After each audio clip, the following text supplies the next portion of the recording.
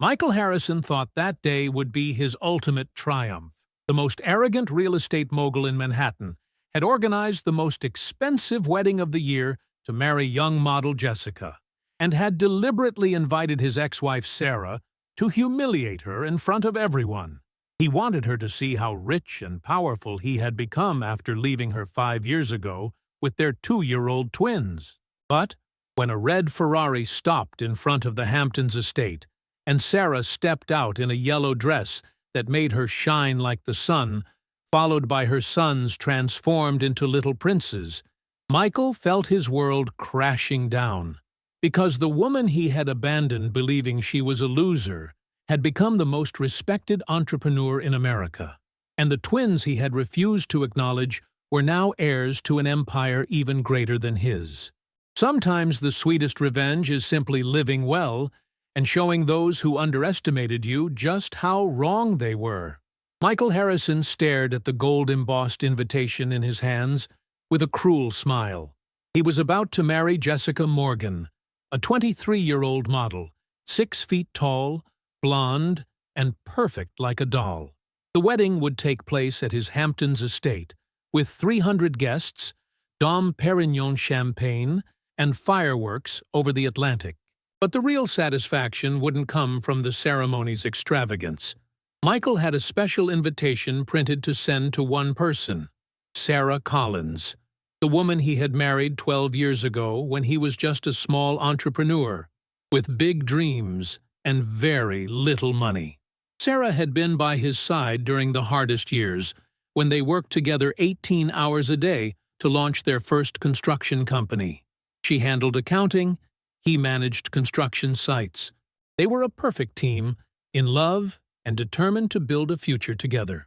Then came the twins, Ethan and Dylan, 2 identical boys with their mother's green eyes and their father's stubborn character. Sarah had to slow down at work to care for them, and that's when Michael began to change.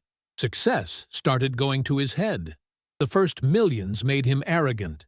Attention from younger, more beautiful women made him feel like a conqueror. The breaking point came when Sarah, after a day spent with sick children, asked Michael to help more with the twins. The argument escalated. Michael accused Sarah of becoming boring, of losing her ambition, of being just a housewife who always complained. The divorce was brutal. Michael used Manhattan's best lawyers to ensure he paid the minimum possible support. He got weekend custody of the children, but rarely used it, claiming he was too busy with work. Sarah moved to a small apartment in Queens with the twins, then barely 2 years old. In the following years, Michael built an empire. Harrison Holdings became one of America's largest real estate companies, with projects from Miami to Seattle. He lived in a $20 million penthouse, collected luxury cars, frequented New York's most exclusive circles. The idea of inviting Sarah to the wedding came during a dinner with business partners. Michael wanted her to see what she had missed, how important he had become, how happy he was without her. He imagined the scene, Sarah arriving in a modest dress, probably from some outlet store, trying not to look out of place among all those rich and important guests. He didn't know that sending that invitation was about to be the biggest mistake of his life, because Sarah Collins was no longer the scared young mother he had left 5 years ago. She had become something Michael could never have imagined, his worst business competitor and a woman with a bank account that made his pale in comparison. When the invitation arrived at Sarah's Malibu villa mailbox, she read it smiling. After 5 years of silence, Michael wanted to see her again, probably to show off, to humiliate her, to prove how smart he had been to get rid of her. But Sarah had a surprise that would make that wedding unforgettable for everyone. When Sarah received the divorce papers 5 years ago, she found herself alone in a studio apartment in Queens, with 2 two-year-old children and $3,000 in her bank account. Michael had left her only the bare minimum, convinced she would never manage on her own and would eventually come back to him asking for help. The first months were hell. The twins cried at night. She didn't sleep, Money always ran out before the end of the month. Sarah looked for work, but who wanted to hire a woman with 2 small children? She knocked on doors of every accounting firm in New York, but the answer was always the same. Too complicated, too risky. One evening, while Ethan and Dylan were finally sleeping and she was crying at the kitchen table surrounded by unpaid bills, Sarah made the most important decision of her life. She would never ask anyone for help again. She would create her own opportunity.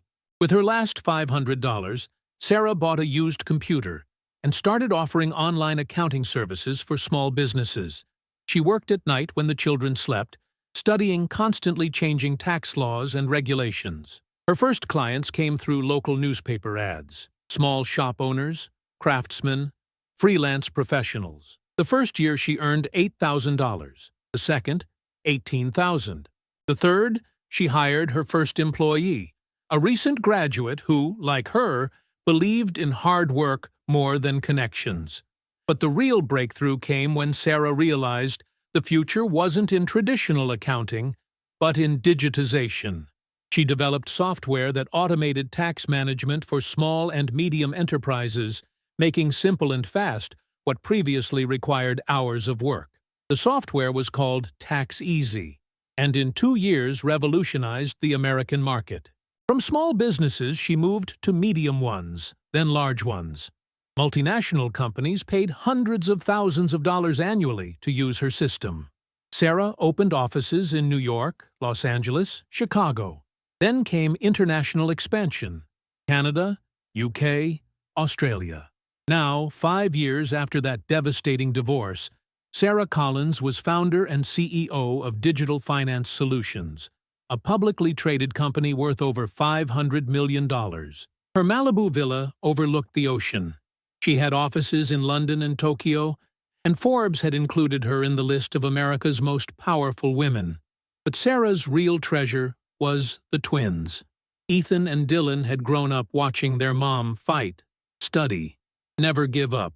They learned the value of work, respect, humility. They spoke 3 languages, studied at an international school, but every evening they helped Sarah prepare dinner and told her about their day. In the last 5 years, Michael hadn't shown up even once. He never called to ask how the children were, never sent a gift for their birthday, never paid $1 of support beyond the court-ordered minimum. For Ethan and Dylan, Dad had become a stranger they saw in business magazine photos.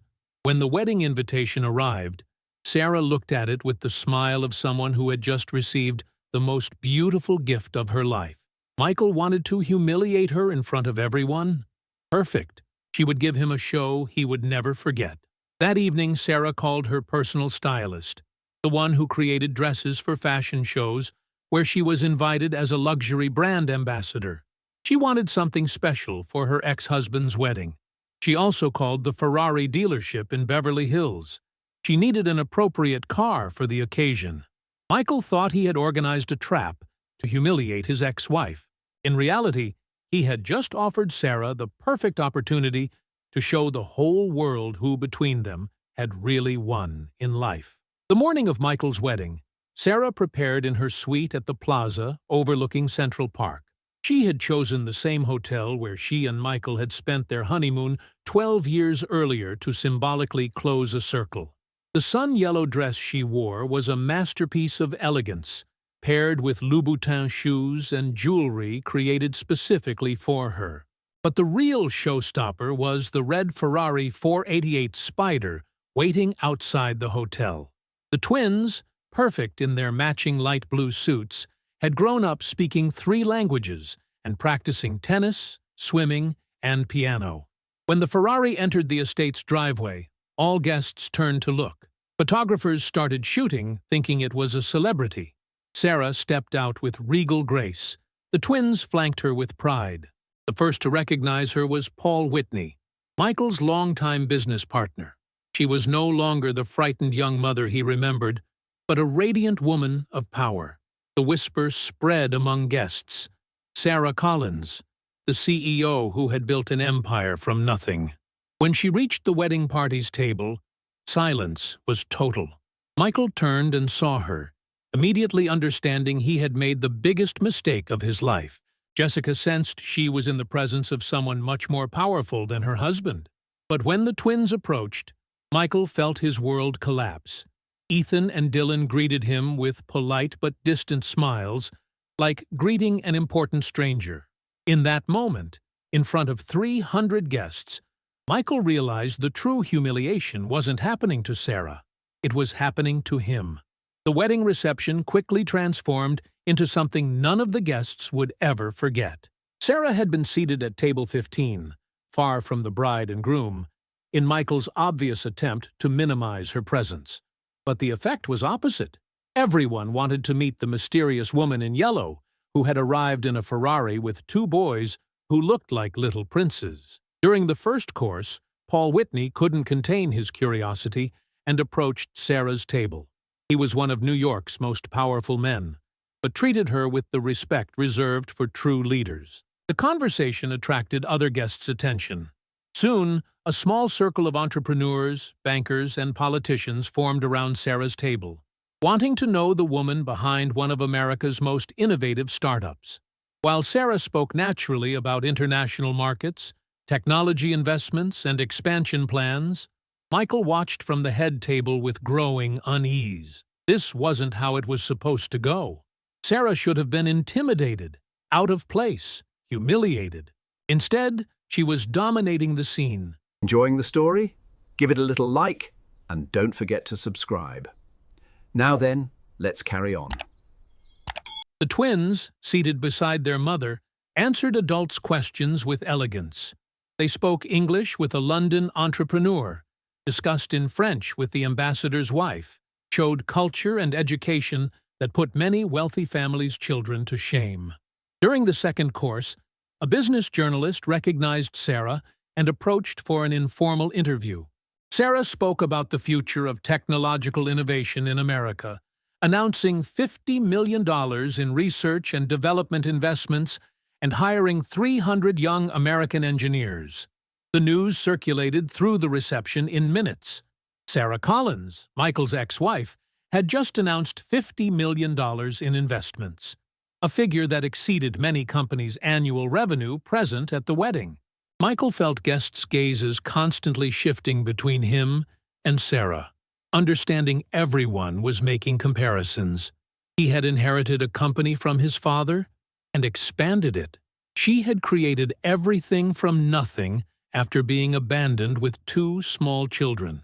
But the most devastating moment came when Jessica, the bride, approached Sarah's table. The young model had drunk a few too many glasses of champagne and spoke without filters. She recounted that Michael had always told her his ex-wife had never accomplished anything in life, that she was just a housewife who always complained. The silence that followed was embarrassing. All guests at the table looked at Jessica with disapproval. She was behaving vulgarly toward one of America's most respected entrepreneurs. Sarah smiled sweetly without losing composure. She explained gently but firmly that it was natural for Michael to tell the version that made him feel better about himself. After all, admitting to abandoning a wife and 2 children only to discover that wife had become richer and more successful than him must be quite painful. Sarah's words had the effect of a bomb. Everyone suddenly understood the truth. Michael hadn't left Sarah to become successful. He had left her when he was already on the road to success, and she had continued alone, reaching even higher peaks. Paul Whitney, who had known Michael for 20 years, began putting pieces together. He remembered when Michael started changing, becoming arrogant and presumptuous. He remembered his dismissive jokes about Sarah. Now he understood Michael had lied to everyone, rewritten history to protect his ego. The year's most expensive wedding was transforming into the greatest public humiliation Michael had ever suffered. After lunch, while guests moved to the garden for cake cutting, Michael finally approached Sarah. He hadn't done it earlier, hoping the situation would normalize, that attention would return to him and Jessica. Instead, his wife was drunk making scenes, while everyone talked only about Sarah. The twins were playing on the lawn with other children, but even there they were different. While others ran chaotically, Ethan and Dylan moved with elegance, helped younger ones, behaved like little gentlemen in every situation. Michael approached with the forced smile he used in difficult negotiations. Sarah responded calmly that she thought it was important for the children to better know their father. When Michael commented that the children had grown up well, Sarah replied without malice that they had grown up without him. Michael felt the barb, but tried to maintain control. Complimenting Sarah on her business success, she responded it had been necessary after he left her with nothing and two 2-year-old children. His wounded ego pushed Michael to try re-establishing his superiority. He imagined raising 2 children alone hadn't been easy, and that if she had needed help, she could have called.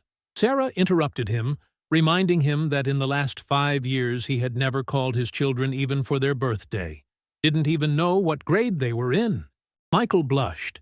It was true, but he had always found excuses. Work, travel, commitments. Sarah observed he had been too busy to be a father, but free enough to organize $5 million weddings. At that moment, Ethan approached, the more outgoing twin. He asked his mom if they could go see the ocean, but first politely greeted his dad. Michael felt stupid. He didn't know what to say to this child who was his son, but whom he didn't know at all.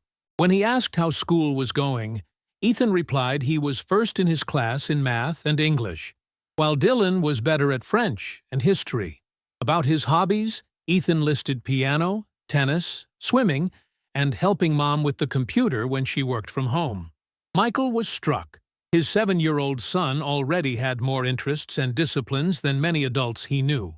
Dylan also arrived, shyer than his brother, but equally polite, asking if they could see each other more often from now on. The innocent question was like a punch to the stomach. Michael realized his children weren't accusing him, weren't angry with him. They simply didn't know him, and wanted to know him. When he promised they would see each other more often, Ethan got excited, asking if he could come to his tennis match the following Thursday. Michael didn't even know Ethan played tennis. He didn't know Dylan played piano, that both spoke 3 languages, that they were top of their class at a prestigious international school. He looked at Sarah and saw in her eyes not the triumph he expected, but something more complex, understanding mixed with disappointment. She wasn't humiliating him.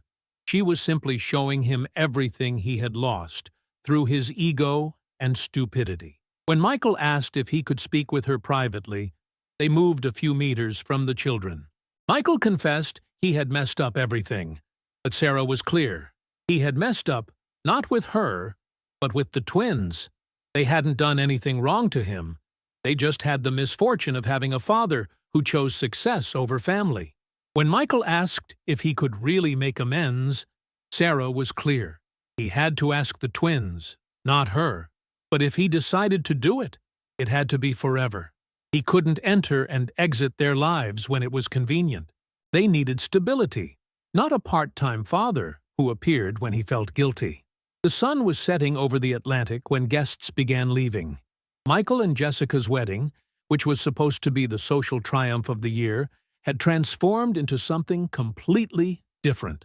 Everyone talked about Sarah Collins, her elegance, her class, the extraordinary success she had built alone. Michael found himself sitting alone on a garden bench, still in his tuxedo, but with loosened tie and vacant stare. Jessica had gone to lie down in their room, too drunk to realize how disastrous she had been as a bride. Guests were leaving without even saying goodbye, all too embarrassed by what they had witnessed. Sarah approached with the twins, ready to go home. The children had spent a wonderful afternoon. They had played, made new friends, behaved like little princes, winning all the adults' hearts. When Sarah announced they were leaving because the children had school the next day, Michael looked up. In his eyes was a desolation Sarah had never seen, not even during the worst moments of their marriage. Michael asked how she had managed to become so strong and successful after what he had done to her. Sarah sat beside him, explaining she hadn't had a choice. When he left her, she had 2 paths: collapse or get back up.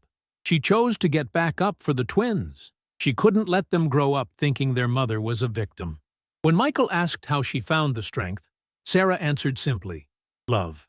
Every night, when they slept, and she worked at the computer until 3 in the morning, she knew why she was doing it.